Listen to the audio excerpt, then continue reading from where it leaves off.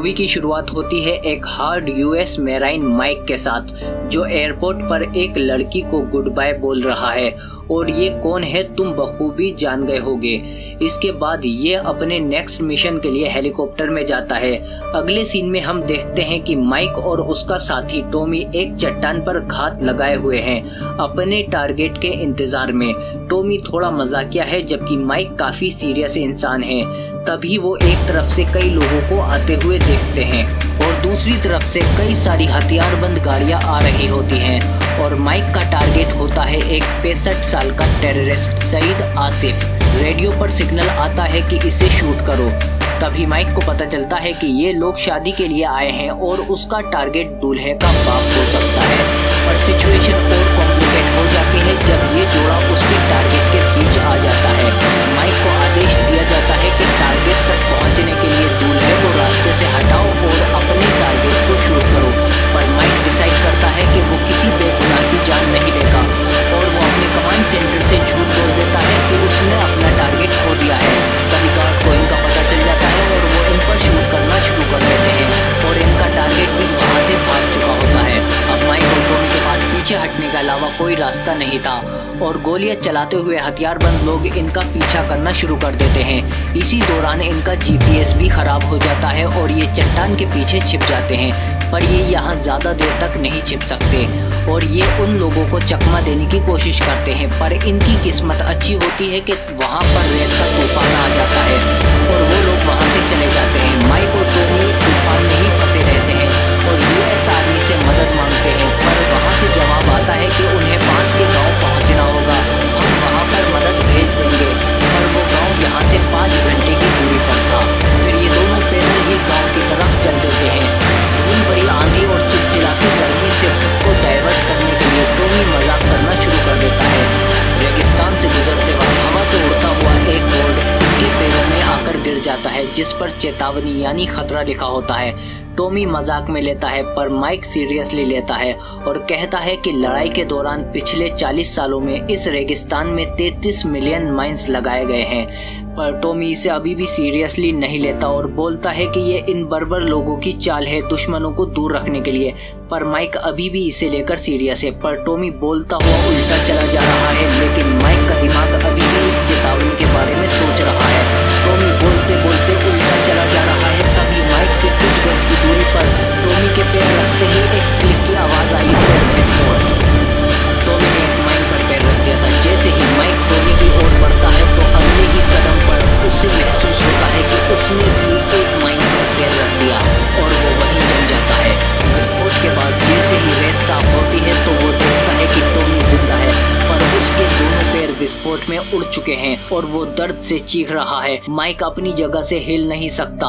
वो टॉमी को शांत करने की कोशिश करता है। जब कुछ काम नहीं आता तो वो टॉमी के बेटे की बात करता है और उसे मोटिवेट करता है और उसे जेब में रखे मॉर्फिन के इंजेक्शन को लगाने को बोलता है जिससे उसका दर्द कुछ कम हो जाता है।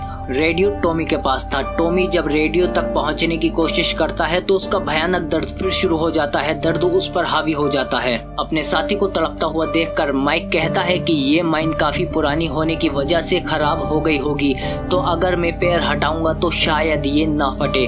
टॉमी उससे कहता है कि उसे ऐसा करने की जरूरत नहीं है। टॉमी अपनी जेब से गन निकालकर अपने सिर पर रख लेता है और माइक से कहता है कि उसे जिंदा रहना है चाहे कुछ भी हो जाए और वो खुद को शूट कर लेता है। माइक बेबस होकर दुख से सिर्फ चिल्लाता रह जाता है पर धीरे धीरे वो खुद को शांत कर लेता है और अपने एक घुटने पर बैठ जाता है। फिर उसका ध्यान रेडियो पर जाता है जो उससे कुछ गज की दूरी पर पड़ा था।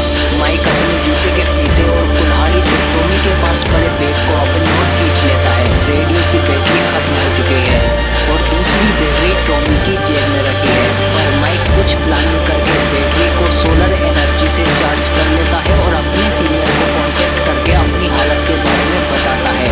अगर सब कुछ ठीक रहा तो 52 घंटे तक वो लोग माइक तक पहुंच जाएंगे। माइक निराश हो जाता है तो उसका ऑफिसर कहता है कि वो खुदाई करके एक गड्ढे में कूद जाए जिससे उसके सिर्फ एक अंग को ही नुकसान नुकसान पहुंचेगा। पर माइक टीम का इंतजार करने का फैसला करता है और अपनी घड़ी में टाइमर सेट कर लेता है। कुछ देर बाद वहां रेत का तूफान आता है, पर माइक अपनी गन का स्टैंड बनाकर वहां जमा रहता है और तूफान चला जाता है। तूफान के गुजरने पर माइक देखता है कि तूफान से टॉमी की बॉडी उसके पास आ गई है। अब माइक को एक्स्ट्रा बैटरी तो मिल गई, पर अब रेडियो उसकी पहुंच से दूर चला गया। कई घंटे बीत जाते हैं। माइक की बॉडी में अब पानी की कमी होने लगती है।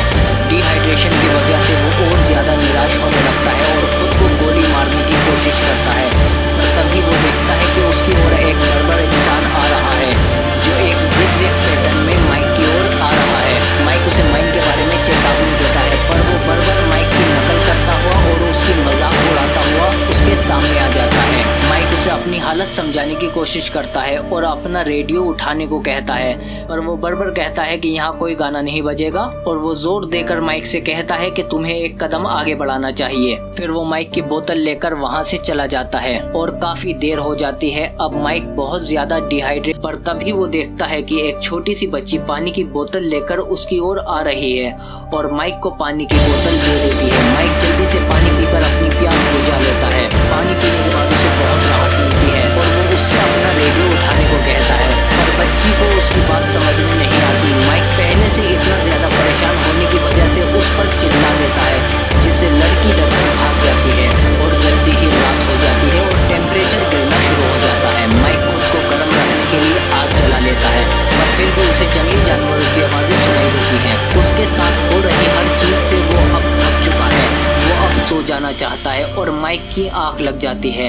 जब आंख खुलती है तो वो देखता है कि आग बुझ चुकी है और उसके चारों ओर जंगली जानवर हैं। वो गन से उन्हें डराने की कोशिश करता है, पर ये काम नहीं आता। जानवर टॉमी की लाश घसीट कर ले जाते हैं और एक जानवर उसकी ओर बढ़ता है, लेकिन अपने टॉर्च की रोशनी में माइक उसे शूट कर देता है, जिससे वो जानवर वहीं एक माइन पर गिर जाता है।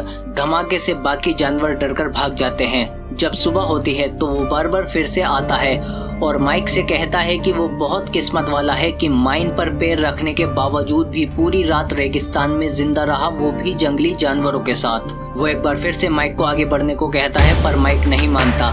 माइक कहता है कि तुम जानते हो कि माइन कहाँ पर है, इसीलिए तुम हमेशा एक पैटर्न में चलते हो। बर्बर कहता है कि मैं नहीं जानता माइन कहाँ पर है, मैं सिर्फ ज़िगज़ैग पैटर्न में चलता हूँ क्योंकि ये सीधे चलने से सुरक्षित है।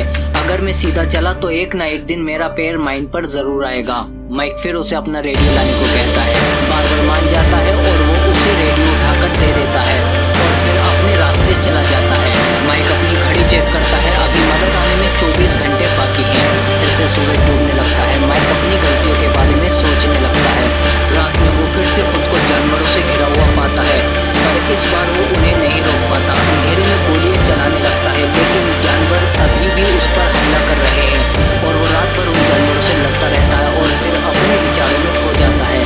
जब सुबह होती है तो वो सभी जानवर जिन्हें उसने मारा होता है वो सभी माइक के चारों ओर पड़े होते हैं और अब 45 घंटों से माइक उस माइन पर पैर रखे हुए संघर्ष कर रहा है। ना जाने कब उसका ब्रेकिंग पॉइंट आ जाए और वो गिर जाए।